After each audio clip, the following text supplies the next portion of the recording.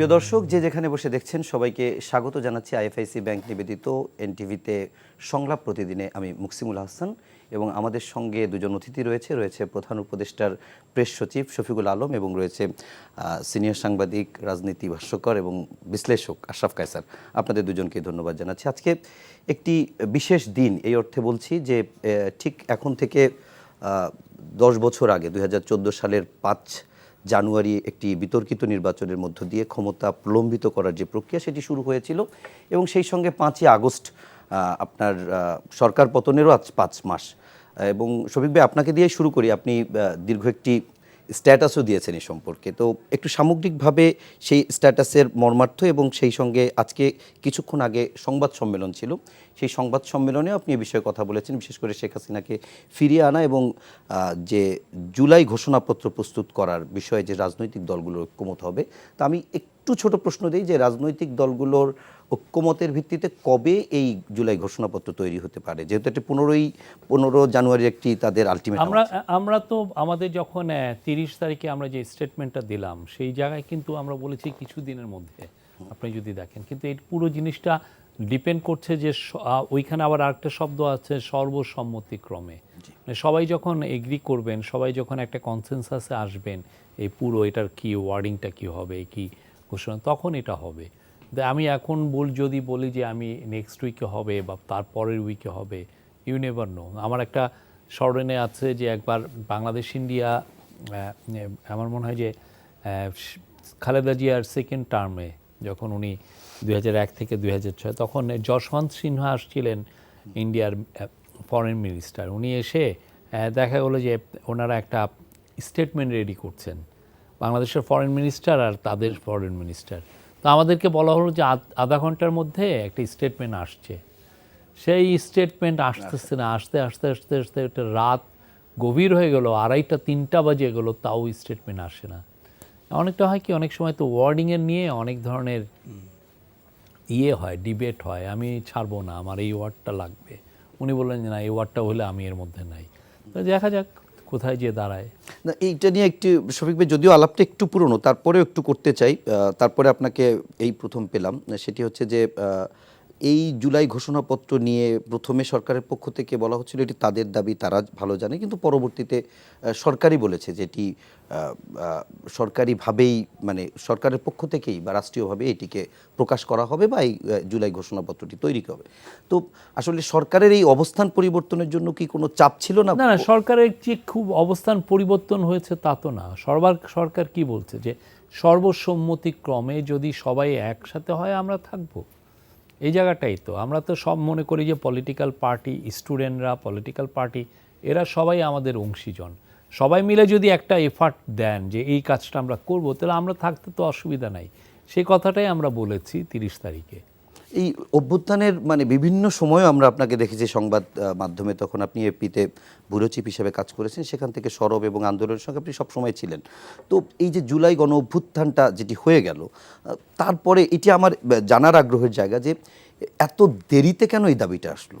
না, এটা আমি জানি না, এটা তো আমি তো আর রেভলিউশন তারপরেও যেহেতু আপনি জার্নালিস্ট ছিলাম, সেই জন্য আমি জানি না এই বিষয়টা। আপনারা স্টুডেন্ট যারা লিডার আছেন তাদের সাথে কথা বলবেন, যারা এটা ড্রাফটিং করছেন তাদের কাছে আসা, আমার মনে হয় যে এই কোশ্চেনটা করলে বেটার হবে। আচ্ছা আশরাফ ভাই, আপনার কাছেই জিজ্ঞেস করি এই সেম টাইপেরই কোশ্চেনটা, যে আন্দোলনের মাঠের সেই সময় ফেসবুক থেকে শুরু করে একেবারে শহীদ মিনার থেকে শুরু করে সব জায়গায় আপনাকে দেখেছি।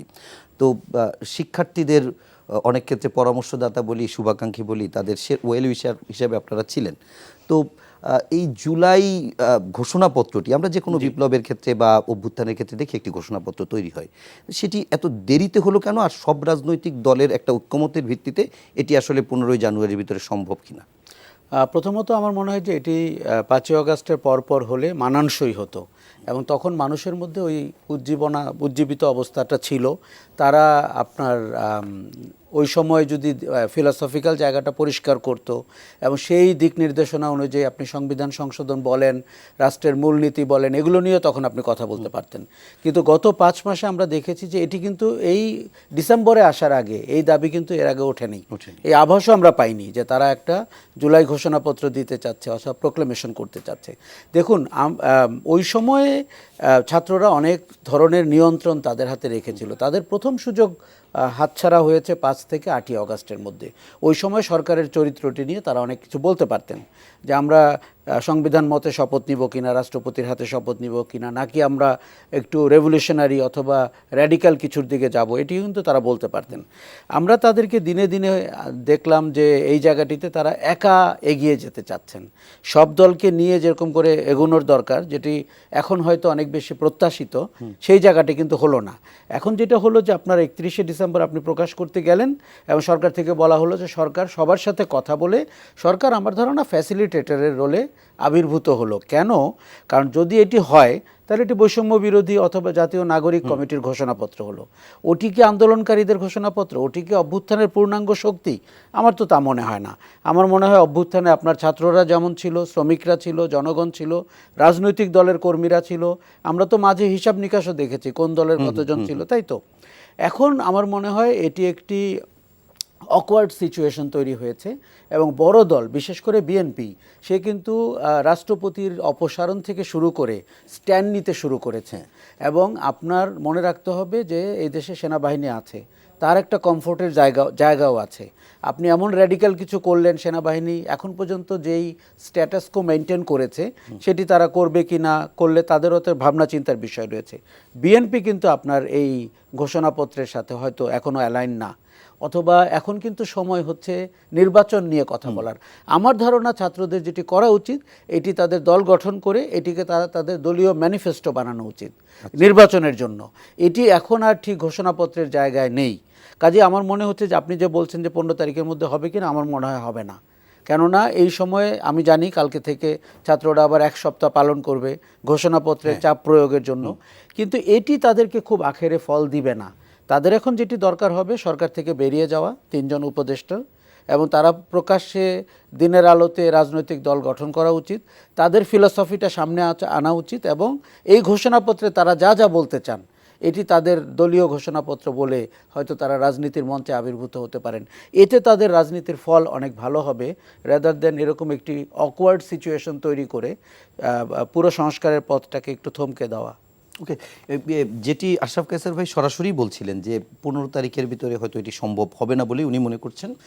যদিও আমরা সরকারের একজন উপদেষ্টা রিজওয়ানা হাসানকে তাকে বলতে শুনেছি, ঘোষণাপত্র দেওয়ার যেটি ডেট ছিল মার্চ ফর ইউনিটি, যেটি তারা করলো শহীদ মিনারে, তার পরের দিনই তিনি বলেছেন যে 15 তারিখের ভিতরেই এটি হয়তো সম্ভব হবে। আপনি প্রধান উপদেষ্টার প্রেস সচিব হিসেবে আপনার কাছে একটু জানতে চাই যে আসলে সম্ভব বলে মনে করেন? না, আমি তো এটা নিয়ে কারা কাজ করছেন পুরো ডিটেল আমি আসলে জানি না, যেটা এটা নিয়ে যে আমি বলবো। বাট আমি আমাদের যে ইন্টারিম গভর্নমেন্টের যে আকাঙ্ক্ষা, সেই কথাটা আমরা বলেছি, আমরা কি কি করতে চাচ্ছি সেটা আমরা বারবার বলেছি যে আমরা এটা করব, এবং অলরেডি সেই আলোকে কিন্তু আমরা রিটেন স্টেটমেন্ট দিয়েছি।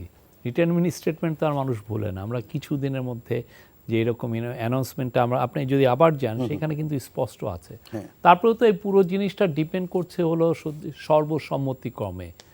স্টুডেন্টদের এমন কিছু দাবি করলেন, এমন কিছু ল্যাঙ্গুয়েজ আনলেন ঘোষণাপত্রে, দেখা গেল যে বড় পার্টিগুলো এটা নিচ্ছে না। আর বড় পার্টিগুলো এমন কিছু মানে ওইখানে সংযোগ চেলেন যে এই ঘোষণাপত্রে, যেটা স্টুডেন্টরা মানতে পারছে না। তো আমার মনে হয় যে কি, যেহেতু আমরা গত 5 মাসে সবার মধ্যে মানে ঐক্যটা অটুট ছিল, ঐক্যর আবার আর একটা সবাই সর্বৈক্যটা আবার থাকবে, থেকে একটা ভালো একটা স্টেটমেন্ট পাবো। একই সঙ্গে আপনার যে ফেসবুক স্ট্যাটাস নিয়ে যে কথাটি শুরুতেই বলছিলাম যে সরকারের ঠিক না, অভ্যুত্থানের 5 মাস পূর্তি উপলক্ষে আপনি যে ফেসবুক স্ট্যাটাস দিয়েছেন, সেখানে শেখ হাসিনাকে ফিরিয়ে আনার একটা প্রত্যয় বা ফিরিয়ে আনার একটা দাবির কথাও উঠে এসছে। তো আসলে এরকম ক্ষেত্রে আমাদের পার্শ্ববর্তী রাষ্ট্র ভারত খুবই শক্তিশালী রাষ্ট্র বলা যায়, ফিরিয়ে আনা কূটনৈতিক তৎপরতার মধ্য দিয়ে কিংবা অন্য কোনো তৎপরতার মধ্য দিয়ে আসলে কি ফিরিয়ে আনা সম্ভব? না, ফিরিয়ে আনা সম্ভব না, এটা কিন্তু সম্ভব না বলে কিছু না। না কিভাবে সম্ভব? না না, সম্ভব না। আমরা আমাদের কথা জানিয়েছি, আমরা নিয়মসঙ্গতভাবে এগোতে হবে, আমরা তাদেরকে জানিয়েছি। এখানে কিছু লিগ্যাল প্রসেস আছে, সেগুলো আমাদের কমপ্লিট করতে হবে, করার পরে আমরা তাকে এটা করব। আর একটা কি, প্রেশারটা তৈরি রাখতে হয়, প্রেশারটা সবসময় দিতে হয়। আর একটা বড় যে জিনিস, ইন্ডিয়ান প্রেস বলেন বা গ্লোবাল প্রেস বলেন, তাদেরকে তো আপনি বছরের পর বছর একটা প্রোপাগান্ডা খাওয়ানো হয়েছিল। তারা জানতো না যে উনি কী ধরনের অপকর্ম করেছেন, কী ধরনের কিলিং উনি করেছেন, কী ধরনের চুরি চামারি ওনার সময় হয়েছে, কী ধরনের চোরতন্ত্র বা গুমতন্ত্র উনি জারি করেছিলেন। তো সেই জিনিসগুলো এখন অনেকে জানছে। এখন হয় কি, আপনি যখন সবাই জেনে যায় যে এই লোকটা এই রকম টাইপের একটা খুনি বা এই রকম টাইপের করাপ্ট, তখন হয় কি, একটা দেশ আর তাকে রাখতে চায় না। হ্যাঁ, আনলেস আপনার যদি অন্য রকমের কোনো ইন্টারেস্ট থাকে। তো প্রেশারটা শুধু আমরা দিচ্ছি না, প্রেশারটা গ্লোবাল প্রেশারটা পড়ছে। আর দিনকে দিন তো আপনি দেখছেন যে নতুন নতুন আসছে। হোয়াইট পেপারটা হলো, হোয়াইট পেপারে তো আমরা আমাদের ডক্টর দেবপ্রিয় ভট্টাচার্য, তার মতো করে উনি একটা টিম সাজিয়েছেন, পুরো ইন্ডিপেন্ডেন্ট প্যানেল। তারা দেখেছে যে কি আকাম কুকাম হয়েছে। ঠিক তেমনি গুমের ব্যাপারে আমরা জানতাম কি 660 জন গুম হয়েছে, তার মধ্যে এতজন এখনো মিসিং। এখন এসে আমরা দেখছি যে 1600 কি, ওরা বলছে যে 1600 যে থেকে আরও 3 গুণ আপনার অ্যাটলিস্ট দিতে হবে। কারণ অনেকে এখনো মনে করছেন কি যে আমি যদি গুমের স্টোরিটা যে বলি, কয়দিন পরে যদি আবার আওয়ামী লীগ ক্ষমতায় আসে, আমার তো অবস্থা খারাপ হবে। ফলে অনেকে তাদের গল্পগুলো নিয়ে আসতে চাচ্ছেন না। হ্যাঁ, আচ্ছা, আপনার তো এই সমস্ত গল্প যখন বাইরে জানবে যে হাসিনা কি কি করেছেন, আমি মনে করি যে মানে যেই গভর্নমেন্টই, যেই দেশই তাকে আশ্রয় দিচ্ছে, তারা they will be under tremendous pressure. আচ্ছা, আশরাফ ভাই, এই প্রসঙ্গটা আপনার কাছে একটু একই বিষয়ে একটু ভিন্নভাবে জানতে চাই। সেটি হচ্ছে, আমরা 5 আগস্টের পরে ভারতে যখন 5 আগস্ট যখন সাবেক প্রধানমন্ত্রী শেখ হাসিনা ভারতে মানে দেশ থেকে পালিয়ে গিয়ে আশ্রয় নিলেন, এবং সেখান থেকে আমরা এরকম শুনেছি যে বিভিন্ন দেশে, যুক্তরাজ্য থেকে শুরু করে সংযুক্ত আরব আমিরাত থেকে শুরু করে অনেক জায়গায় যাওয়ার চেষ্টা করেছে, কিন্তু তারা অনেকেই রিফিউজ করেছে। তো এই বিষয়টা আসলে কতটুকু সত্য, আর উনি আসলে মানে আরও কোনো জায়গায় যাওয়ার চেষ্টা করতে পারে, নাকি শেষ পর্যন্ত ভারত এটি তার একটি অস্ত্র হিসেবেই রেখে দেবে? দেখুন, আমরা এই বিষয়গুলো তখন শুনেছি, এটি কতটা বিশ্বাসযোগ্য আমি কিন্তু জানি না। কেননা আমার কাছে মনে হয়েছে শেখ হাসিনা এবং ভারত অঙ্গাঙ্গিভাবে জড়িত। শেখ হাসিনার 15 বছরের যে আপনার অবৈধ শাসন, সেইটার সাথে ভারত বেনিফিশিয়ারি। ভারত প্রতিটা বাজে নির্বাচনে শেখ হাসিনাকে বিজয়ী ঘোষণা করেছে। সুজাতা সিং ঢাকায় এসে এরশাদকে নির্বাচনে যাওয়ার জন্য প্রেশার দিয়েছে। ভারত এক্সট্রা ক্যারিকুলার অ্যাক্টিভিটি করেছে বাংলাদেশের গণতন্ত্র ধ্বংস করার জন্য, এবং শেখ হাসিনা তাদের জন্য একটা উপযুক্ত প্রার্থী ছিলেন, এবং আওয়ামী লীগ একটা উপযুক্ত দল, যারা যৌথভাবে বাংলাদেশকে অকার্যকর রাষ্ট্রে পরিণত করার চেষ্টা করেছেন। বিনিময়ে ভারতের কিছু ট্রেড বেনিফিট ছিল, কিছু ডিপ্লোম্যাটিক বেনিফিট ছিল, কিছু মিলিটারি বেনিফিট ছিল। এই বেনিফিটগুলো ভারত কিন্তু শেখ হাসিনার কারণে পেয়েছিলেন। এখন আমার ধারণা, শেখ হাসিনা পলায়ন করলে ভারতে যাবেন, এটি আমরা পলায়নের 3 দিন আগের থেকে যখনই উপলব্ধি করছিলাম উনি দেশ ছাড়তে পারেন, তখনই মনে হয়েছে উনি ভারতে যাবেন, আর কোনো দেশের কথা মাথায় আসেনি। ওগুলো হয়তো বলা হয় এই জন্য যে আপনি যেন ভারতের সাথে তার যে অঙ্গাঙ্গি সম্পর্ক, সেটি যে যেন একটু সন্দেহ প্রকাশ করতে পারেন। কিন্তু আমার মনে হয় যে এই যে শফিকুল আলম যেমনটি বলছিলেন যে চাপ অব্যাহত রাখা, এটি আপনার আগামী 10-15 বছর অব্যাহত রাখতে হবে, যে আমরা আমাদের প্রধান আসামিকে, অভিযুক্ত ব্যক্তিকে ফেরত চাই। এবং উনি এখানে গণহত্যা করে গেছেন। আপনি দেখুন, যেই দেশগুলো মানবতা নিয়ে কথা বলে, ভারত পৃথিবীর সবচেয়ে বড় গণতান্ত্রিক দেশ বলে, সে আমার গণতান্ত্রিক সিস্টেম নষ্ট করে দিয়ে গেছে।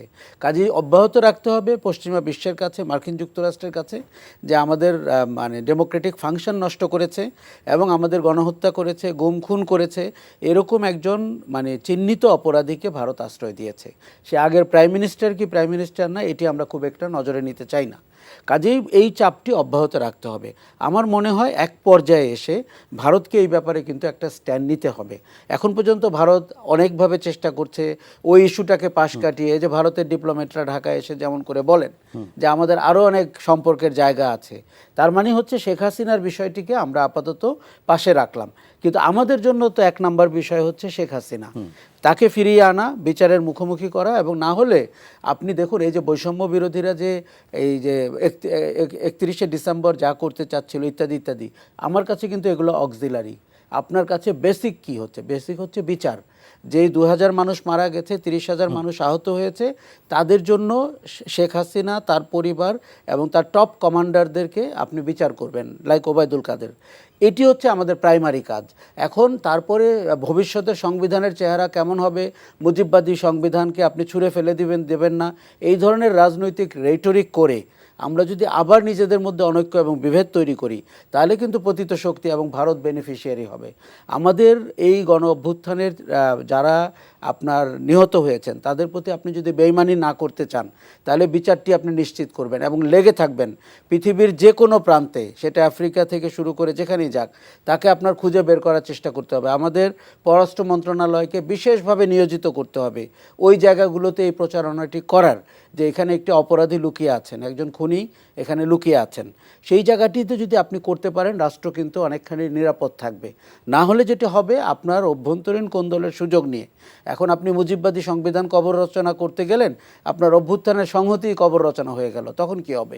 কাজে এই ডেঞ্জারাস রাজনৈতিক পথ চলায় আমার ধারণা ছাত্ররা তো অনেক তরুণ, তাদের আরেকটু ম্যাচিওর হতে হবে, অভিজ্ঞ জনদের পরামর্শ নিতে হবে, এবং বাজারে যে ভ্যালিড রাজনৈতিক দলগুলো আছে, যারা কিন্তু 16 বছর আপনার এই পাটাতনটি রচনা করেছে, আপনি তাকে রিডিকুল করতে পারেন যে তার আহ্বানে জনগণ নেমে আসেনি। এই জুলাই অগাস্টেও কিন্তু ছাত্ররা কতজন ছিল? আমার তো ধারণা সব শ্রেণী পেশার মানুষ নেমেছিল বলেই অভ্যুত্থানটি হয়েছিল। তাদেরও পাল্টা কৃতজ্ঞতা দেখাতে হবে বাজারের অন্যান্য ফোর্সকে।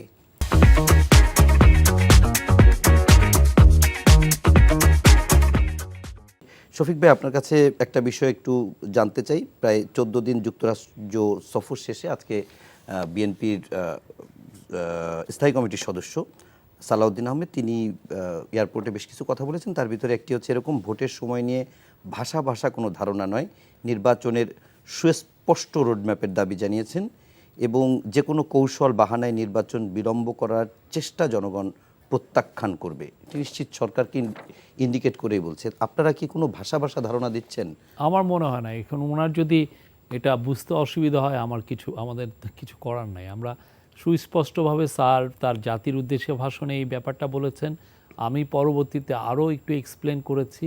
আমরা বারবার বলেছি যে যদি আপনারা কম রিফর্ম চান, রিফর্ম যদি সংস্কার কাজকর্ম যদি কম হয়, সেক্ষেত্রে এটা ডিসেম্বরের মধ্যে ইলেকশন হবে, হ্যাঁ, আশা করতে পারি আমরা। আর যদি দেখা যাচ্ছে যে না, আমাদের যে জন আকাঙ্ক্ষাটা হচ্ছে যে না, আমরা আরও রাষ্ট্র আরও গভীরভাবে মেরামত করব, তো সেক্ষেত্রে আরও বলিষ্ঠভাবে আমরা কাজ করব, সেক্ষেত্রে এটা আরও 6 মাস আমরা একটু এক্সটেন্ড করতে পারি। এই ব্যাপারটা স্যার তার ভাষণে স্পষ্টভাবে বলেছেন। আমি তারপরে আমি একটি ডেডলাইন দিয়ে, প্রথমার্ধ মানে অনেকে হয়তো বুঝতে পারেনি, প্রথমার্ধ মানে হচ্ছে 30শে জুনের মাঝখানে, মানে 2.5 একার্ধ। তো এই যে এই পুরো জিনিসটা, এখন উনি যেটা চাচ্ছেন যে সুস্পষ্ট বা পুরোপুরি টাইম, এখন ধরেন কবে নমিনেশন পেপার জমা দিবে, কবে নমিনেশন পেপার উইথড্র করবেন, এগুলো তো ইলেকশন কমিশনের কাজ। আমরা প্রত্যেকটা আমরা মনে করি যে বাংলাদেশের অপামর পুরো সাধারণ এখন জানেন কবে নাগাদ ইলেকশন হতে পারে, বা আমাদের যারা পার্টনার, ডেভেলপমেন্ট পার্টনার, তারাও আশ্বস্ত হয়েছেন যে তারা একটা ক্লিয়ার রোড ম্যাপ দেখেছেন, ইউএন দেখেছে, আমাদেরকে ওয়েস্টার্ন যারা গভর্নমেন্ট আমাদের পার্টনার তারা দেখেছে, বড় বড় কান্ট্রি যাদের সাথে আমরা বড় রকমের ট্রেড করি তারা বলেছে। তো এখানে তো আসলে অস্পষ্টতার আমরা কিছু দেখছি না। আচ্ছা, যথেষ্ট সুস্পষ্ট একটা ডেডলাইন, রোড ম্যাপ দেওয়া হয়েছে। মানে দুইটা অর্ধেক করলে, মানে অর্ধেক মানেই তো হাফ, তো সেই হিসাবে প্রথমার্ধ বলতে তো জুনের 30ই বুঝাবে স্পষ্ট এটা।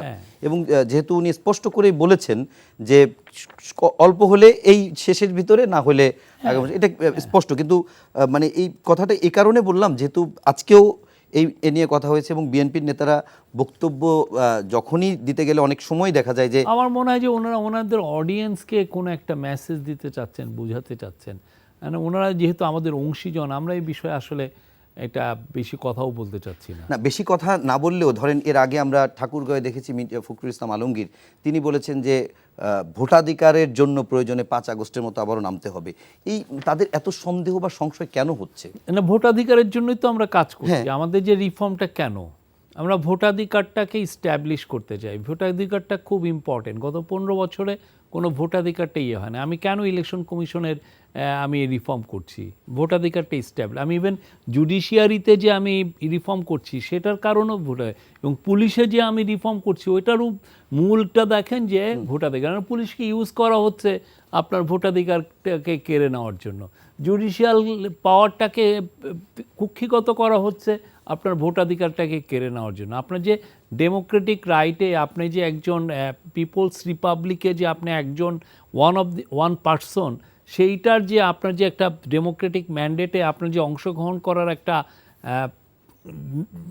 কনস্টিটিউশনাল অধিকার আছে, সেটাই তো কেড়ে নেওয়া হয়েছে। এবং এটার মূল অস্ত্রটা কেড়ে নেওয়া হচ্ছে যে আপনার ভোটাধিকারটা কেড়ে নেয়। আপনার ভয়েসটা শুনবো না, আপনি নাই, ইউ আর নো বডি। কী করে আপনাকে ভোটাধিকারটা কেড়ে নেয়? এটাই তো, আপনি যে একজন প্রজাতন্ত্রের মানুষ না হয়ে আপনি যে একটা রাজ্যতন্ত্রের একটা শেখদের ফ্যামিলির আপনি একটা প্রজা হয়েছেন, সেটা বুঝায় কীভাবে আপনার ইয়েটা কেড়ে নিতে। তা আমরা তো এই কাজটা করছি সুস্পষ্টভাবে। ভোটাধিকার ইস্টাবলিশ করার জন্য আমাদের সমস্ত প্রাণান্তকর আমাদের চেষ্টা। আচ্ছা, যেহেতু শেখ পরিবার নিয়ে কথা বললেন, সেই প্রসঙ্গে আরেকটি সংবাদের কথা মনে পড়লো। সেটি হচ্ছে যে শেখ পরিবারের বিরুদ্ধে আজকে দুদকে একটি মামলা হয়েছে। শেখ পরিবার বলতে বলা যায় যে শেখ ফজলেনুর তাপস, সাবেক ঢাকা দক্ষিণ সিটি কর্পোরেশনের মেয়র, এবং তার স্ত্রীর বিরুদ্ধে 570 কোটি টাকা অস্বাভাবিক লেনদেন, 9 লাখ মার্কিন ডলার পাচার এবং 80 কোটি টাকার অবৈধ সম্পদের প্রমাণ মিলেছে। এবং তাপসকে ফিরিয়ে আনতে আইনি ব্যবস্থা পদক্ষেপ নেওয়া হবে, এটি আছে। সাথে প্রশ্নপত্র ফাঁসে গ্রেপ্তার এসপি সাবেক আপনি মানে এটা একটা জিনিস অনেকে বলছে না, সেটা হচ্ছে যে শুধুমাত্র শেখ হাসিনাকে দেখছে, তার ব্রুটালিটির কথা দেখছে। কিন্তু আর একটা যে জিনিসটা হচ্ছে যে আপনি তাকে সামনে রেখে পুরো শেখদের যে ক্লান, হ্যাঁ, তারা কিভাবে বাংলাদেশের প্রত্যেকটা ইনস্টিটিউশনকে ধ্বংস করেছে, কুক্ষিগত হয়েছে। একটা তাপসের একটা ল ফার্ম ছিল, ওটার নাম ছিল শেখ অ্যান্ড মেহেদি। আপনি শেখ অ্যান্ড মেহেদির, আমি যেটা শুনেছি, শেখ অ্যান্ড মেহেদির এন্ডোর্সমেন্ট ছাড়া কেউ ইয়ে হতো না। ওরা ঠিক করতো যে কে হাইকোর্টের জাজ হবে, কে কোথাকার জাজ হবে। অনেক ক্ষেত্রে তারা ডিস্ট্রিবিউট করে দেয়, এই গভর্নমেন্টের এই কেসটা এরা লড়বে, এই করবে, হ্যাঁ। আর আবার আপনি বড় বড় প্রাইভেট ব্যাঙ্কগুলোতে যে বড় বড় যারা ম্যানেজার আছে ব্যাংক, তাদেরকে জিজ্ঞেস করেন, তাদের প্রায় ফোন আসতো, এই ওনাকে একটা লোন দিয়ে দেন, আমি শেখ হেলাল বলছি। শেখ জুয়েলের ফোনে লোন নিয়ে নিচ্ছে, এবং লোন নিয়ে তো আর সে টাকা দিচ্ছে না। ওনার সাথে শেখ হেলালকে কিছু 100 টাকা দিয়ে আসছে। 300 কোটি টাকার ঋণের মনে হয়তো বা 30 কোটি টাকা তাকে দিয়ে আসছে। সে তো আর সে ফেরত দেওয়ার জন্য তার লোন নেয় নেই। তো এই যে আপনি যে পুরো শেখ ক্লান, হ্যাঁ, এই যে পাতি শেখ, বড় শেখ, ছোট শেখ, শেখ, এদের অত্যাচারে তো মানুষের জীবন ত্রাহি অবস্থা। এই জিনিসগুলো জানা উচিত। আপনি কোনো ইনস্টিটিউশন রাখেন নাই, আপনি তাকে একটা ফোন দিচ্ছেন, কি আমার নাম শেখ জুয়েল, আমি ওনাকে পাঠাচ্ছি, ওনার লোনটা দিয়ে দিয়েন। এবং এটা এমন না যে সরকারি প্রতিষ্ঠান, এটা বেসরকারি একটা প্রতিষ্ঠান। আমি যে গল্পগুলো শুনেছি, যেমন আপনি শেখ ফজলেনুর তাপস, আপনি ওই যে ইয়েরটা দেখেন, সে দুপুরে ভাত খাবে, ভাতের জন্য সে গাড়ি পাঠায় দিচ্ছে ইয়েতে, কি জন্য তার বাসায়, বনানীতে না গুলশানে তার বাসা, সেখানে যে গাড়ি এসে, এবং এটার যে তেলের খরচ 28 লক্ষ টাকা। কই আছেন আপনি? কোথায় আমরা ছিলাম? মানে এটা চিন্তা করা যায়? আপনি যেটি বলেছেন এটি অনেক, মানে আমাদের খুলনা প্রতিনিধি যিনি, তিনি একটি প্রতিবেদন আমাদের এনটিভিতে প্রচার হয়েছে, সেখানে দেখিয়েছে যে খুলনা বিভাগীয় একটা সেন্টার ছিল ওখানে শেখ আবু নাসেরের যে বাড়িটাকে কেন্দ্র করে, এবং ওখান থেকে শেখ জুয়েল, শেখ হেলাল, শেখ সোহেল, এরা মোটামুটি ওই অঞ্চলকে শাসন করতো। বরিশালেও শ্রেণিয়াবাদ পরিবার, এরকম বিভিন্ন জায়গায়। আবার কেউ দেখা যাচ্ছে ঢাকায় বসে পুলিশ, কেউ দেখা যাচ্ছে ঢাকা দক্ষিণ সিটি কর্পোরেশন, এরকম অনেক। কাউকে আনবেন, এখন ধরেন একটা পুলিশের এক ওসি, তাকে ট্রান্সফার করা হয়েছে নাইকনছড়িতে, সে ওইখানে যে রোহিঙ্গা কন্ট্রোলে সে খুবই মন খারাপ, এখন তার কোনোভাবে সে ঢাকায় আসতে হবে। আসবে কি, ভাই শেখ জুয়েলরে ধরেন, ওনাকে 2 কোটি টাকা দেন, উনি আপনাকে ঢাকায় নিয়ে আসতেন। উনি চিন্তা করতেছে আমি 2 কোটি টাকা দিলে আমি 2 কোটি টাকা তো আমি 4 মাসে উঠাইতে পারবো। হ্যাঁ, ব্যাপারগুলো এরকম ছিল। মানে অনেকে ভাবতেছে এটা কি আমি রূপকথা শুনতেছি কিনা, কিন্তু ব্যাপারটা আসলে রূপকথার চেয়েও জঘন্য জিনিস কিছু ছিল। না, এই বিষয়গুলো সম্পর্কে আমি একটু আশরাফ কায়সার ভাই যেমন অনেকটাই বলছিলেন শফিক ভাই, পাশাপাশি আমরা বিনামূল্যে পাওয়া টিউলিপ সিদ্দিকের আরেকটি ফ্ল্যাটের সন্ধান পাওয়া গেছে আজকে সংবাদের আগেও পাওয়া গেছে, আপনি জানেন। শেখ পরিবারের বিরুদ্ধে দুর্নীতির মামলার কথাও আপনাকে বললাম। এর বাইরে আজকে সাবেক মৎস্য প্রাণী সম্পদ মন্ত্রী আব্দুল লতিফ, তাকেও গ্রেপ্তার করা হয়েছে। তো আসলে এই দিন যত যাচ্ছে দুর্নীতিগুলো আরও বেশি সচিত্র আকারে আসছে। এটি যদি আপনি প্রকৃষ্টভাবে তদন্ত করেন এবং সময় ধরে করেন, এবং আমি প্রায়ই বলে থাকি যে একটি সৃজনশীল অপরাধ হয়েছিল বাংলাদেশে, এবং সৃজনশীল মাপের দুর্নীতি হয়েছে, মানি লন্ডারিং হয়েছে, এবং সমাজে আপনার অরাজকতা কায়েম করা হয়েছে। কিন্তু আমাদের পুলিশের যে তদন্ত এবং মামলার যে ধরন, সেটি হচ্ছে চৌকিদার দফাদার আমলের ধরন। সেটি দিয়ে শেখ হাসিনা বা শেখ পরিবারের যে অরাজকতা, সেটি আপনি করতে পারবেন না। আপনাকে ওইভাবে সৃজনশীল হতে হবে, তখন আপনি আরও লোমহর্ষক অনেক কিছু পাবেন, এবং তখন মনে হবে যে আসলে 15 বছরে বাংলাদেশে কি হলো। আমরা যদি শুধুমাত্র শেখ হাসিনার দিকে ফোকাস করি, আওয়ামী লীগাররা তাকে একসময় বলবেন যে উনি তো নিজে খান নাই, তার বোন খেয়েছে অথবা তার আত্মীয় স্বজনরা খেয়েছে, তার মানে তাহলে টাকা পয়সার নেটওয়ার্কটা কোথায় গেল? আচ্ছা, কিছু কিছু লোক শেখ পরিবারের বাইরেও প্রায় শেখ হয়ে গেছিলেন। এই যে নসরুল হামিদ, এই যে পলক, এরা কিন্তু প্রায় শেখ, মানে তারা প্রিটেন্ড করছিলেন যে তারা শেখ পরিবার রক্তের কারণে হতে পারেন নাই, কিন্তু সম্পর্কের কারণে হয়েছেন। অথবা তারেক সিদ্দিকী, অথবা এই যে কায়কোয়াস, এই যে যিনি সচিব ছিলেন, হ্যাঁ, এদের আচরণ দেখে মনে হতো যে দেশটার সাথে কিন্তু জনগণের কোনো সম্পর্ক নাই, জবাবদিহিতার লেশ মাত্র নাই, এবং তারা কি নীতি নিতেন, কি টেন্ডার আয়োজন করতেন, কাকে বিদ্যুৎ কেন্দ্রের পরিচালনার দায়িত্ব দিতেন, সব কিছু গোপন। তার মানে শেখ হাসিনা একটা অন্ধকারের শাসন কায়েম করেছিলেন তার নিজের বেনিফিটের জন্য, তার পরিবারের বেনিফিটের জন্য, এবং এই লোকজনরা আবার তাদের নামে নিজের বেনিফিটটা করেছেন। কাজেই আপনার এই যে টিউলিপের ফ্ল্যাট পাওয়া যাচ্ছে, বা ছোটো বোনকেও আরেকজন দিয়েছে, আপনি এরকম শয়ে শয়ে ঘটনা পাবেন লন্ডন সিটিতে। এই যে তাপস এখন কোথায় লুকিয়ে আছে? ঢাকার এক আইনজীবীর লন্ডনের বাসায় লুকিয়ে আছে। সেই আইনজীবী আবার এই সরকারের সব কাজকর্ম পেত। ওই তাপস এবং শেখ অ্যান্ড মেহেদি ফার্মের মতোই আরেকটি ফার্ম, তারাই আবার বিমানের কন্ট্রাক্ট পেত, তারাই আবার এগুলো করতো। স্যাটেলাইট উৎক্ষেপণের কাজ পেয়েছে, বোয়িংয়ের সাথে 11 জন লয়ার গিয়ে হাজির হয়েছে দূর থেকে স্যাটেলাইট দেখবে বলে। কাজেই এই গল্প কিন্তু রূপকথাকে ছাড়িয়ে যাবে এবং লোমহর্ষক। আমরা প্রতিদিন এই গল্পগুলো জানতাম, বাজারে ছিল, কিন্তু আমাদের অনেকেরই সাহস ছিল না, কথা বলতো না। গণমাধ্যম নিষ্ক্রিয় ছিল, গণমাধ্যম উল্টা তার সাথে হাত মেলানোর চেষ্টা করেছে। আমি নিজেও আজকে আবার ওই ছবি দিয়েছি, ওই যে 23 জন, এইদিকে 23 জন, ওইদিকে 23 জন। তারা তখন গর্ববোধ করতো যে তারা প্রশাসনের কেন্দ্রে আছেন। কোনো সাংবাদিক বলতো যে তার কথায় অনেক সিদ্ধান্ত গ্রহণ করা হয়। আর এখন তো আপনি জানেন যে একজন 134 কোটি টাকা তার অ্যাকাউন্টে লেনদেন, 360 কোটি টাকা তার অ্যাকাউন্টে লেনদেন। এটা আপনি কোনোদিন ভাবতে পারেন? বাংলাদেশের সব সাংবাদিক জোড়া দিলেও তো 360 কোটি টাকা লেনদেন হওয়া উচিত না। তার যদি সাংবাদিকতার লেশ মাত্র তার থেকে থাকতো। তার মানে হচ্ছে যে আমাদের সময় ধরে, কেন আমরা সংস্কারটি বা এই তদন্তগুলো জোরদার হোক চাই, আবার খুব টাইমলি হোক তাও চাই। পুরান হয়ে গেলে কি হবে? এই সোসাইটি তো দুর্নীতিগ্রস্ত সোসাইটি, আপনি জানেন। বিচার বিভাগ থেকে শুরু করে পুলিশ প্রশাসন কোথায় না, তো এদের হাতে কিন্তু অনেক টাকা পয়সা আছে, তাদের ক্ষমতা আছে, তাদের লাঠিয়াল আছে। দেখুন, এই কথাটি আপনাকে হেডলাইন করে ফেলতে হবে। বাংলাদেশের সবচেয়ে দুর্নীতিগ্রস্ত পরিবারের নাম শেখ পরিবার, এবং তাদের চোরতন্ত্রের কারণে, মাফিয়াতন্ত্রের কারণেই কিন্তু দেশটি অকার্যকর জায়গায় চলে গেছিল। তারা গণতন্ত্র হরণ করেছে, আপনার ভোটের অধিকার কেড়ে নিয়েছে, ভাতের অধিকার কেড়ে নিয়েছে। মানে এই পরিবারটিকে আপনি এমন করবেন। আরেকটি কথা হচ্ছে যে কেউ যদি বাবার নামে ব্যবসা করে, সেটি কি আপনি কিভাবে বলবেন? ধরেন বেগম খালেদা জিয়াকে আপনি 2 কোটি টাকার জন্য বলেছেন এতিমের টাকা মেরেছে, তাহলে এই মহিলা কি করেছেন? উনি $1 বিলিয়ন চুরি করেছেন বাবার নামে। বাবার নামে কোনো ভাস্কর্য করলে ওটা 1 কোটি টাকা বিল, 117 কোটি টাকা বিল পাশ করানো হয়েছে, তাই তো? এই রকম কিন্তু কোনো সমাজে হয়েছে কিনা আই ডাউট। মানে সাউথ এশিয়ান সোসাইটি তো বটে, আফ্রিকান সোসাইটি কোনো সমাজে হয়েছে কিনা যে একজন মহিলা তার বাবার নামে এরকম করে বিপণন করেছেন, বাণিজ্য করেছেন, দুর্নীতি করেছেন এবং সবাইকে অ্যালাউ করেছেন ওই নামে মিথ্যা সত্য মিলিয়ে বই প্রকাশ করতে, ভাস্কর্য করতে, কুৎসিত সব ভাস্কর্য করতে জেলা শহরগুলোতে। এটি তো একটি ভয়ঙ্কর মাপের অপরাধ। শুধু জোর করে ক্ষমতায় ছিল তা না, অর্থনীতিকে ধস নামিয়েছেন, ব্যক্তিগত চুরি চামারি করেছেন এবং আমাদের পুরো সোসাইটিকে করাপ্ট করেছেন।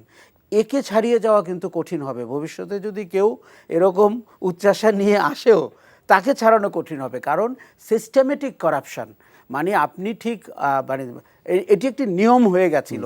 যেমন আমি একটি বিজ্ঞাপনী সংস্থা চালাই, আমাদের 2-4টা বিজ্ঞাপনী সংস্থা অদ্ভুতভাবে ফুলে ফেপে উঠলো।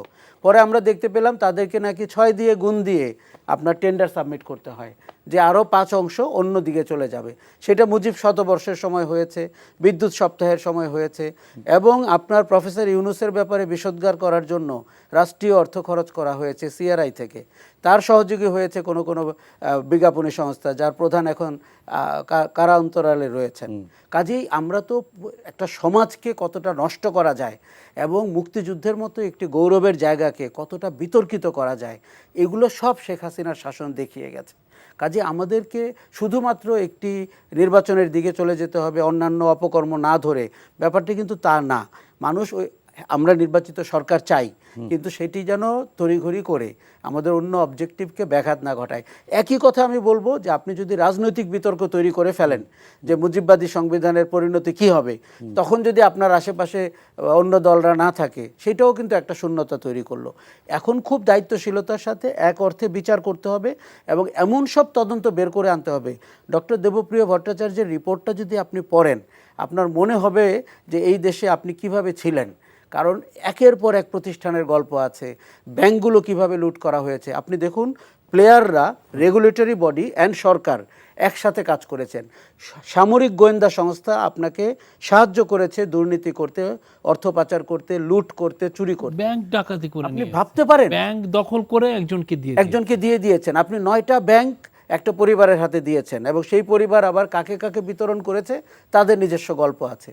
এবং এই যে আপনি টেলিভিশন স্টেশন দখল করেছেন, আপনি একের পর এক প্রতিষ্ঠান দখল করেছেন, প্রফেসর ইউনূসের মতো লোকের ব্যাপারে প্রোপাগান্ডা করার জন্য, বিষোদ্গার করার জন্য আপনি রাষ্ট্রীয় অর্থ খরচ করেছেন সিআরআইয়ের মাধ্যমে এবং ওই বিজ্ঞাপনী সংস্থার কিছু চিহ্নিত লোকের মাধ্যমে আপনি এটি করেছেন। কাজেই এই অপরাধকে যদি আমরা সুগ্রন্থিত না করি, তাহলে কিন্তু আমাদের জাতির প্রতি কিন্তু অন্যায় করা হবে। কারণ শেখ হাসিনা একটা পলিটিক্যাল রেটরিক বলে এই যে কোথায় কোথায় বক্তৃতা দেয়, তার কিছু সমর্থক আছে, সুইডেনে সমর্থক বসে আছে, বলছে আপা গোপালগঞ্জে আসেন, সে কিন্তু সুইডেনে। বুঝতে পারতেছেন কত দায়িত্বশীল লোক। কাজেই এই জন্য ভবিষ্যতের রাজনীতি দেখুন, আইন করে আওয়ামী লীগ নিষিদ্ধ করতে হবে না, আইন করে আওয়ামী লীগের নির্বাচনে অংশগ্রহণ বন্ধ করতে হবে না। মাটি থেকে যেন এই দাবি ওঠে যে এইরকম পচা শাসন, পচা নেতৃত্ব এবং দুর্নীতিগ্রস্ত পরিবারকে আমরা চাই না। ওকে, আমরা একটু এই প্রসঙ্গেই যেটি আপনি মাঝখানেও বলছিলেন যে ব্যাংক পর্যন্ত লুট করে নেওয়া হয়েছে, এর আগে আমরা অর্থনৈতিক শ্বেতপত্র প্রণয়ন কমিটির যে প্রতিবেদন, সেখানে দেবপ্রিয় ভট্টাচার্য তার যে প্রতিবেদন, সেখানে বলেছে এই দেশে এক ধরনের চোরতন্ত্র চালু হয়েছিল।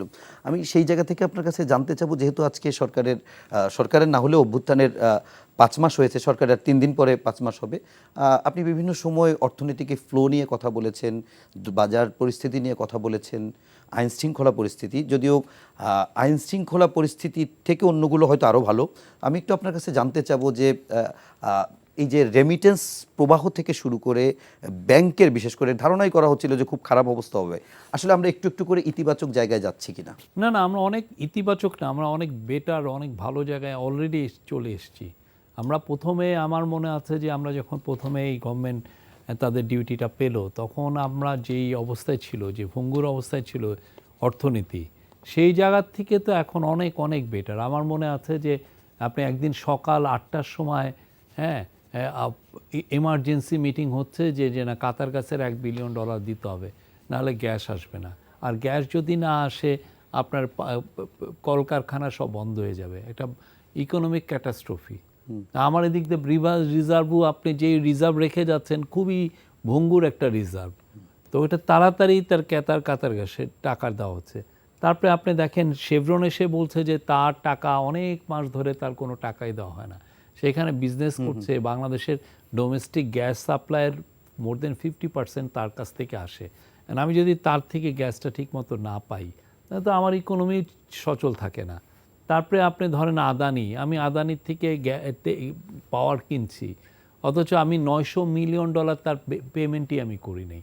তো এই যে আপনি যদি পুরোগুলো দেখেন না, এগুলো নিয়ে আমরা একদম প্লাস হচ্ছে সামনে বড় মৌসুমি আসতেছে, ওই সময়ের কথা বলতেছি, আপনার ফার্টিলাইজার কিনতে হবে, সামনে আবার আপনার গভর্নমেন্ট সাইলোতে যেই আপনার একটা সার্টেন অ্যামাউন্ট অফ আপনার রাখতে হয়, কি যেন ক্রপের আপনার একটা মিনিমাম আপনার একটা রিজার্ভ রাখতে হয়, না হলে হয় কি it sends wrong signal to the মার্কেটে স্পেকুলেশন হয়। তো ওইটার জন্য আপনার চাল কিনতে হবে। সব মিলে আমি তখন আমার মনে আছে যে ক্যাবিনেটে এইটা নিয়ে বলছেন যে আমার এটা প্রায়োরিটি পাওয়া উচিত, ফার্টিলাইজার, আরেকজন বলছে না আমার চাল কেনার সময় আবার 5টা বন্যা। হ্যাঁ, তারপরে আসলো বন্যা, তারপরে তো অনেক স্ট্রিটে হাউকাউ তো সেই জায়গায় আমরা এখন অনেক অনেক বেটার জায়গায় আসি। এক হচ্ছে রেমিটেন্স, অবশ্যই আমাদের প্রবাসী ভাই বোনরা আমাদেরকে সাহায্য করেছেন। আর একটা হচ্ছে যে আমরা সত্যিকার অর্থে আমরা এক্সপোর্টে আমরা ঘুরে দাঁড়িয়েছি, এখানে কোনো সন্দেহ নাই। আপনি সেপ্টেম্বরে দেখেন আমাদের 7% গ্রোথ, এই অক্টোবরে 21% গ্রোথ, নভেম্বরে আমার মনে আছে 16 বা 18% গ্রোথ, এই ডিসেম্বরেও দেখেন 18% গ্রোথ, ম্যাসিভ গ্রোথ। এবং এই ডেটা আবার আমরা ম্যানিপুলেট করছি না, ভাবেন না যে চোরতন্ত্রের জননী যেভাবে ডেটা ম্যানিপুলেট করছে, কোনো ডেটা ম্যানিপুলেট করছে না। প্রায় ডাটা আপনার ফেসবুক পোস্টে চলে হ্যাঁ আসে। হ্যাঁ, আমরা এটা, এবং এই ব্যাপারে প্রফেসর ইউনুসও চান যে প্রচুর আমরা ক্রাইমের ডেটাগুলো দিচ্ছি, দিচ্ছি, এবং এভরিথিং শোজ যে আমাদের economy is on the right path. আমাদের এখনও দেখেন আবার, এবং ফর দি ফার্স্ট টাইম আপনি দেখেন যে কিন্তু ঘুরে দাঁড়াচ্ছে, রিজার্ভ ঘুরে দাঁড়াচ্ছে, এবং এটা আমার মনে হয় যে খুব শীঘ্রই আর একটু বেটার জায়গায় যাবে, এবং যখনই যাবে উই ক্যান সে দ্যাট আমরা ঘুরে যাচ্ছি। এবং আরেকটা খুব বড় ইন্ডিকেটর ছিল হচ্ছে আমাদের ইম্পোর্ট। আপনি 2000 সালের পরের থেকে আমাদের ইম্পোর্ট কিন্তু তেমন একটা বাড়েনি। ইম্পোর্ট না বাড়ানো মানে হচ্ছে যে আপনার কনজামশনটা উইক হচ্ছে, আপনি কনজামশন কম মানা হচ্ছে মানুষ কম স্পেন্ডিং করছে। হ্যাঁ, তো সেই জায়গায় আপনি দেখেন এবার ইম্পোর্ট দেখেন, এবং আপনি চিটাং পোর্টে যে কন্টেনার যে হ্যান্ডলিং, এটা খুব একটা ইম্পর্টেন্ট ইন্ডিকেটর। সেখানে দেখা যাচ্ছে যে 7.5% গ্রোথ হয়েছে। এটা ওই 2000 সালের যেই টোটাল কন্টেনার হ্যান্ডলিংয়ের পরে সবচেয়ে হাইয়েস্ট গ্রোথ এই বছর।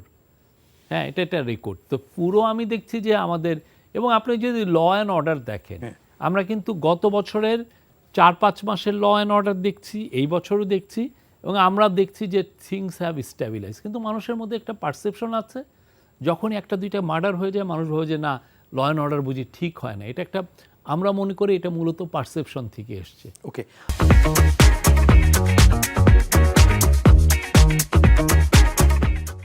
কায়সার ভাই, আপনার কাছে একেবারে যে বিষয়টি শফিক ভাই শেষ করেছে সেখান থেকেই যদি জিজ্ঞাসা করি যে 4 মাসে 5 মাসে আস্তে আস্তে না, অনেকগুলো জায়গায় শফিক ভাই বলেছে যে অনেক ভালো দিক, ঠিক তেমনি আপনি যে একটি জায়গা বলছিলেন যে এগুলোর পাশাপাশি যদি আমরা অনেক কিছু তড়িঘড়ি করি কিংবা নিজেদের ভিতরে যদি ঐক্যের জায়গাগুলো নষ্ট হয়, যেমন বেশ কিছু বিষয় আছে, বিচার, তদন্ত, আবার নির্বাচন সংস্কার ইত্যাদি বিষয় নিয়ে আসলে এই শফিক ভাই শুরুর দিকেই বলছিলেন যে ঐক্যটা ধরে রাখাটাই একটা বড় কাজ বা চ্যালেঞ্জ। তো সেই জায়গায় কি আমরা একটু একটু করে হোঁচট খাচ্ছি কিনা? দেখুন, গত 5 মাসে আমরা কি দেখেছি? 5 মাসে আপনার অন্তত 50টা ইনসিডেন্ট তৈরি করার চেষ্টা করা হয়েছে, এবং আমরা তো বলে থাকি যে ছাত্রলীগের কোনো ছেলে 29-30টা চরিত্র অভিনয় করেছে, কখনো ইসকন, কখনো 35, কখনো আনসার ইত্যাদি। তার মানে আপনাকে ডিস্টাবলিশ করার জন্য এত চরিত্র ছিল। আগামীতেও আরও 50টা ইনসিডেন্ট হবে। আমরা এটাকে বলি যে আপনার অ্যাডহক ইস্যু তৈরি হবে, যাতে করে আপনি আপনার লক্ষ্যের দিকে এগুতে না পারেন। আপনার লক্ষ্য হচ্ছে দেশে সংস্কার করা, নির্বাচন করা, এবং হাসিনার মতো গণতন্ত্র এবং উন্নয়নের মতো এই দুইয়ের মধ্যে কিন্তু কোনো বিরোধ নাই। কেউ যদি একটু সেন্সেবল হয় সে বুঝতে পারবে একটা সার্টেন লেভেলের সংস্কার ছাড়া আপনি নির্বাচনটিই করতে পারবেন না। পুলিশের সংস্কার, প্রশাসনের সংস্কার, নির্বাচন কমিশনের সংস্কার, এগুলো তো আপনার লাগবেই। কাজে ওই পর্যন্ত ধৈর্য কিন্তু আপনার রাখতে হবে। আমি কিন্তু মনে করি যে প্রধান উপদেষ্টা যেদিন নির্বাচনের সময়সীমা ঘোষণা করলেন, আমি একটু অবাকই হয়েছি। কেননা আমার মনে হয়েছে উনি হয়তো আরেকটু সময় হাতে রেখে কথা বলবেন। উনি চেষ্টা করছেন, যেহেতু অনেক 17 বছর অনেকে ক্ষমতার বাইরে, নির্বাচন হয়নি, 3টি জেনারেশন ভোট দিতে পারেনি, উনি হয়তো এগুলোও বিবেচনা করেছেন। কিন্তু যেই জায়গাটিতে একটা অনৈক্যের সুর বা আশঙ্কার সুর প্রকাশিত হয়েছে, সেটি হচ্ছে সংস্কারের ধরন এবং মাত্রা নিয়ে এবং সময় নিয়ে। ধরেন আপনি এখন আসলে কে ঠিক করবেন কোন পর্যন্ত সংস্কার হলে আমরা ডিসেম্বর পর্যন্ত যাব, বা নির্বাচনটি ডিসেম্বর, কত দূর আগালে ওটি জুন পর্যন্ত এগিয়ে যেতে পারে। এই জায়গাটি আমার মনে হয় বিএনপি যে কথাটা বলছে, বা অন্য দলগুলো, জামাত ইসলামীকেও আমরা সর্বশেষ তাই বলতে দেখেছি, এটি তাদের কাছে প্রকাশিত হতে হবে। ইট ডাজন্ট মিন যে কবে নমিনেশন সাবমিট করবে, ভোটার তালিকা সংশোধন হবে, এরকম না। কিন্তু সংস্কারের ব্যাপারেও একটা ঐক্যমত্য হতে হবে, যে আমরা কি ডিসেম্বর পর্যন্ত এই কাজগুলো করে নির্বাচনটি করতে চাই, নাকি আরেকটু সংস্কার করে জুন পর্যন্ত যেতে চাই। আমার মনে হয় এটি খোলাসা হওয়া দরকার। এখন পর্যন্ত সরকারের সবচেয়ে সুবিধাজনক জায়গা হচ্ছে যে কেউ কিন্তু সরকারকে সমর্থন দিতে বিরত হয়নি বা ব্যত্যয় ঘটায়নি। সরকার এই শক্তিতেই তো বলিয়ান। আরেকটা জিনিস আমি শফিকের সাথে একমত হতে চাই, যে উপরিকাঠামোতে, অর্থনীতিতে যেই দারুণ ঘটনা ঘটেছে, আমরা অনেক সময় বাজার দরের সাথে তুলনা করতে গিয়া ওটা দেখতে চাই না। যেমন আপনার রিজার্ভ বেড়েছে, আপনি ঋণ পরিশোধ করেছেন, দেশ থেকে টাকা পাচার বন্ধ হয়েছে, এইটির মতো একটি সুসংবাদ। আরও একটি ঘটনা বলি, আমার ধারণা এই সরকার কিছু টাকা হলেও ফেরত আনতে পারবেন, এবং আন্তর্জাতিকভাবে তার অনেক ধরনের উদাহরণ আছে। সরকার হয়তো ওই পথে হাঁটবে, একটু সময় লাগবে। আপনি এখন একটা কথা বলি, বাজার দরের উপরে কিন্তু এটি একটি অদ্ভুত সিন্ডিকেট। সেটা বড় 6টি গ্রুপেরও সিন্ডিকেট, মাস্তানির সিন্ডিকেট, চাঁদাবাজির সিন্ডিকেট, পুলিশের সিন্ডিকেট।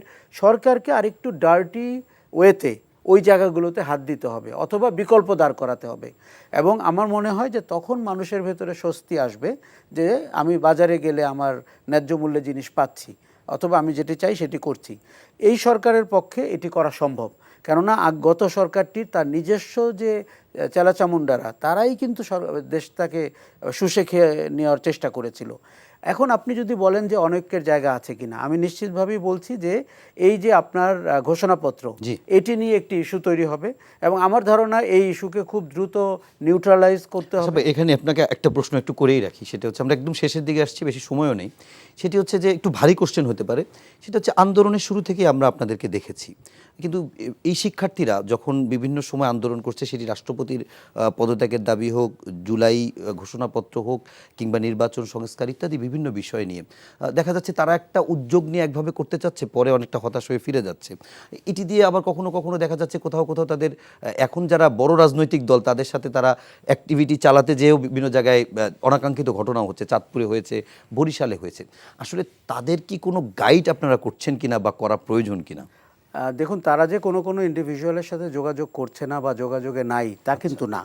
কিন্তু আপনি যদি হঠকারী মানুষকে বেছে নেন, আপনি যদি অ্যানার্কিস্টদেরকে বেছে নেন আপনার পথ পরিক্রমার জন্য, তাহলে কিন্তু আপনার ভবিষ্যৎ খুব ভালো না। আমার ধারণা, দেখুন, অভ্যুত্থানের নেতৃত্ব তারা দিয়েছেন, এটি সবাই মেনে নিয়েছে। তাদেরকেও সম্মান দিতে হবে যারা 15 বছর ধরে টিকে ছিল বাজারে।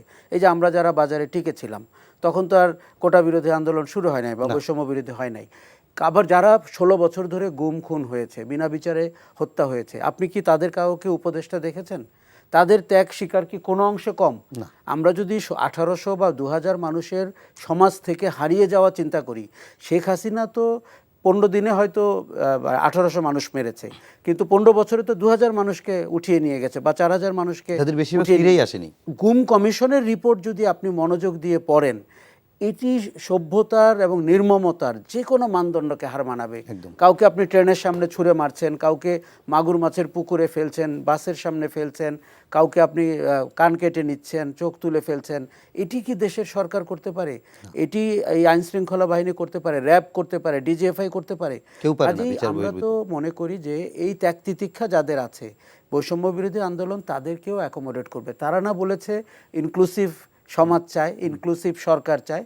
দেখুন, তাদের এজেন্ডা কিন্তু র্যাডিক্যাল হতেই পারে। আমি কিন্তু খুব পছন্দ করি তারা অতীতের অনেক অমীমাংসিত বিষয়কে নিয়ে প্রশ্ন করছে। সেটা 72 থেকে 75 শেখ মুজিবের শাসন হোক, সেটি আমাদের স্বাধীনতা যুদ্ধের সময় সরকার পরিচালনার ধরন হোক, সংবিধানের গঠন হোক, এই অধিকার তাদের আছে। এবং আমাদের মতো বেশ কয়েকটি জেনারেশন আমরা আপোষকামী হয়েছিলাম, যে কারণে শেখ হাসিনার মতো টাইরেন্টের জন্ম হয়েছিল। এটি কিন্তু তাদের করতে হবে তাদের নিজস্ব পরিসরে। আমার যতটুকু ধারণা তারা দল গঠন করুক, তারা নির্বাচন পরিচালনা করুক, নির্বাচন অংশ নিক এবং নির্বাচনের ভেতর দিয়ে তারা তাদের মত প্রকাশ করার বা তাদের দাবিগুলো বা তাদের স্বপ্নটা আনলে অনেক বেশি মানানসই হবে। তবে যেটি করতে হবে, আপনার উপদেষ্টা পরিষদ থেকে এদের বেরিয়ে যেতে হবে। কারণ কি, কেন বেরিয়ে যেতে হবে? ক্ষমতায় থেকে তো অনেকে রাজনৈতিক দল করে ভালোও করছে পরবর্তীতে। নজির খুব খারাপ। আপনি গত কিংস পার্টিতে খুঁজে পেয়েছেন? বারবার আমরা কিংস পার্টির কথা বলছি, সফল দলও তো আছে। না না, অফকোর্স আছে। আপনি যাকে ইঙ্গিত করছেন আমি আপনাকে বলে রাখি সেটির ধরন। এবং দেখুন, ৭৫ সালের ১৫ই আগস্টের পরে বহুদলীয় গণতন্ত্রের জন্য জিয়াউর রহমান এসেছিলেন। তার আগে আপনিই তো তার পথ খুলে দিয়ে গেছেন, একদলীয় শাসন কায়েম করে 4টি পত্রিকা রেখে সব পত্রিকা বন্ধ করে দিয়ে। কাজেই আমরা যখন এত নিচ্ছিদ্র নিরাপত্তা নিশ্চিত করতে চাই নিজের জন্য, শেখ হাসিনাও তাই করেছেন। উনি তো বেহুলা লক্ষিন্দরের গল্প, যে উনি নিশ্চিত হতে চেয়েছিলেন কোনো ছিদ্র দিয়ে কেউ ঢুকতে পারবে না, পরে ওনার বাসা ফেলে রেখে পালিয়ে যেতে হলো। আমি বলতে চাচ্ছি যে আমাদের একটা ঐক্য বজায় রেখে হাঁটতে হবে। দেখুন, এই পুরো কেকটা যদি কেউ একবারে খেয়ে ফেলতে চায়, আমার মনে হয় টেবিল থেকে পড়ে যাবে, কিন্তু তার একটি স্লাইস খেয়ে সে কিন্তু অনেক হ্যাপি থাকতে পারবে আগামী কয়েক বছর। শফিক ভাই, একেবারে শেষ পর্যায়ে আমরা চলে আসছি। এই আশরাফ ভাই যে জায়গা থেকে শেষ করছিল, ঐক্যের সেই জায়গাটা যেটা দিয়ে আপনি শুরুও করছিলেন, যে কেক খাওয়া কিংবা স্লাইস থেকে আমি না বলি, আসলে এই ঐক্য যে ধরেন রাজনীতিতে যখন এখন গণতন্ত্র আসছে কিংবা মানুষ মত প্রকাশ করছে, ভিন্ন ভিন্ন মত থাকবে, কিন্তু সবাই একটা নির্বাচন বা একটা কাঙ্ক্ষিত গন্তব্য যাওয়া পর্যন্ত এই বিরোধের ভিতরে এক থাকার আসলে প্রক্রিয়াটা বা কিভাবে সরকারে যেহেতু আপনারা আছেন না, আপনার সাথে আমার ডিফারেন্স থাকবে। আমি যে এক জায়গায় থাকবো তা না, বাট কিছু কিছু জায়গায় আমার ঐক্যমতটা দরকার, যে না এই বিষয়ে বেসিক মিনিমাম আমার কনসেনসাস থাকবে যে এই জায়গায়। কিন্তু যেহেতু সামনে ধরেন ইলেকশন হবে, ইলেকশনে আমি আমার ইলেকশন ম্যানিফেস্টো দিব, আপনি দিবেন, আপনি আপনার আইডিয়াগুলো নিয়ে মানুষের কাছে যাবেন, সে যাবে, এবং যেটা হবে যে আপনার সাথে আমার একটা বিরোধের জায়গা তৈরি হবে, এবং এটা ভালো, এটা যে কোনো ডেমোক্রেসির জন্য এটা হেলদি। না আমি যে সত্যটা বলছি আর আপনি যে সত্যটা বলছেন সবই তো না, হয়তো দেখা গেলো আমরা দুইজনই সত্য বলছি, দুইজনও ঠিক, কিন্তু জনগণ হয়তো আপনাকে বাঁচলো, ঠিক না? তো সেই জায়গায় healthy debate is very good, এবং এটা আরও হওয়া উচিত, আরও ইন্টেন্সিভলি হওয়া উচিত। আমাদের গত 5 মাসের একটা বড় দিক হচ্ছে যে যখনই এই গভর্নমেন্ট নেওয়ার পরে, যেহেতু আমরা ফ্রিডম অফ প্রেস এসছে, আপনি দেখবেন যে ব্রিলিয়ান্ট সব ডিবেট হচ্ছে, ব্রিলিয়ান্ট ডিবেট।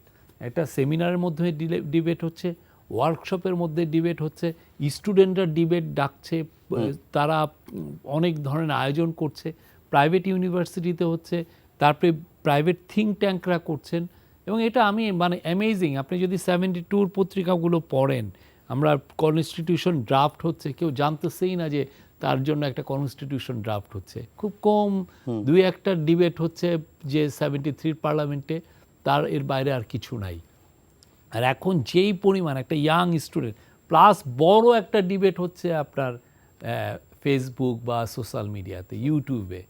তো এখন এই যে এই জায়গাটা থেকে আমার মনে হয় যে সামনে আমরা যে একটা টকেটিভ নেশন, আমরা কথা বলতে পছন্দ করি, এবং আমরা যেন আমাদের আইডিয়াগুলো যেন বাজারে মার্কেট প্লেসে নিয়ে সেটা নিয়ে আমরা জোরে সোরে কথা বলি, ওই জায়গাটা আমরা দেখছি। এটা একটা বিস্ফোরণ হয়েছে, হুইচ ইজ গুড, এবং সামনে পলিটিক্যাল পার্টির মধ্যে যে বিরোধ হবে, দ্যাট ইজ ফাইন। আপনি ঐক্যের জায়গায় কমন মিনিমামে রাখেন, বাকি নিয়ে আমি আপনাকে পচাবো, আপনি আমাকে পচাবেন, ইটস ফাইন। আমার তো খুব ভালো লাগে, ঢাকা তো এখন রাজনীতির ক্যাপিটাল, বিতর্কের শহর। আমার তো খুব ভালো লাগে যে এই যে আমরা সমাজ নিয়ে, অর্থনীতি নিয়ে, রাজনীতি নিয়ে একে অন্যের সাথে ভিন্নমত পোষণ করছি। রাজনীতি কিন্তু তাই আমরা ভুলে গেছিলাম। আমরা ওই যে সহমতের সরকার, সহমতের ফেসবুক, আমরা ওই যে উনি একজন ব্যক্তি ছিলেন, উনি যা বলতেন তাকে একমত হয়ে বিতর্ক থাকবেই, বিতর্ক চলবেই। এমনকি আপনি যে ভাবছেন যে নির্বাচন হওয়া বা সংস্কার হওয়া, এটি নিয়েও বিতর্ক হবে, নির্বাচনের পরেও বিতর্ক হবে, এটি খুব স্বাভাবিক। অনেক অনেক ধন্যবাদ আশরাফ কায়সার এবং শফিকুল আলম, এবং দর্শক আপনাদেরকেও ধন্যবাদ। আমরাও মনে করি রাজনীতিতে কিংবা গণতন্ত্রের পথযাত্রায় বিতর্ক থাকবে, বিভিন্ন বিষয় নিয়ে ভিন্ন মত পোষণ করা হবে, কিন্তু রাষ্ট্র, বিশেষ করে স্বাধীনতা, সার্বভৌমত্ব এবং জাতীয় স্বার্থে আমরা সবাই থাকবো এক। সেই প্রত্যাশা রেখে আজকের মতো এখানে শেষ করছি। সবাই ভালো থাকবেন, সুস্থ থাকবেন, শুভ সন্ধ্যা।